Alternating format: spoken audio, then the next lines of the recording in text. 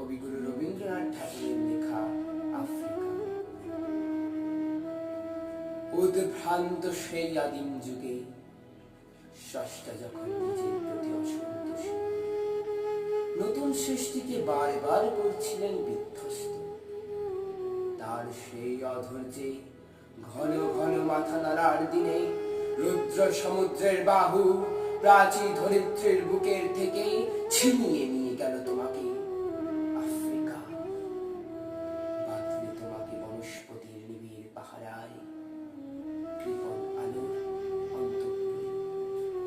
সেখানে নিভৃত অবকাশে তুমি সংগ্রহ করেছিলে দুর্গমের রহস্য, চিনছিলে জলস্থল আকাশের দুর্বোধ সংকেত, প্রকৃতির দৃষ্টি অতীত জাদু মন্ত্র জাগাচ্ছিল তোমার চেতনাতীত মনে। বিদ্রুপ করছিলে ভীষণকে, বিরূপের ছদ্মবেশে শঙ্কাকে চাচ্ছিলে হার মানাতে। আপনাকে উগ্র করে বিভীষিকার প্রচন্ড মহিমায় তাণ্ডবের দুন্দুভহীন নাদে।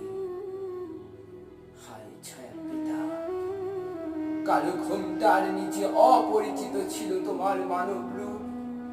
উপেক্ষার আবির দৃষ্টিতে এলো রালোহার হাত করে নিয়ে নখ যাদের তীক্ষ্ণ তোমার নেকড়ের চেয়ে এলো মানুষ ধরার দল, গর্বে যারা অন্ধ তোমার সূর্য হারা অরণ্যের চেয়ে। সভ্যের পর বলল নগ্ন করল আপন নির্লজ্জ মানুষতা।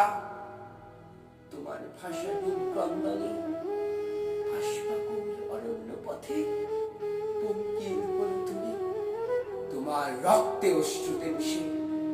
দস্যু পায়ের কাটা মারা জুতোর তলায় বিভৎস কাদার পিণ্ড চিহ্ন দিয়ে গেল তোমার অপমানিত ইতিহাস। সমুদ্র পাড়ে সেই মুহূর্তে তাদের পাড়ায় পাড়ায় মন্দিরে বাজছিল পূজার ঘণ্টা।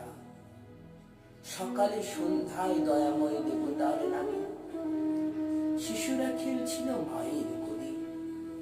কবির সঙ্গীতে বেজে উঠছিল সুন্দরের আরাধনা।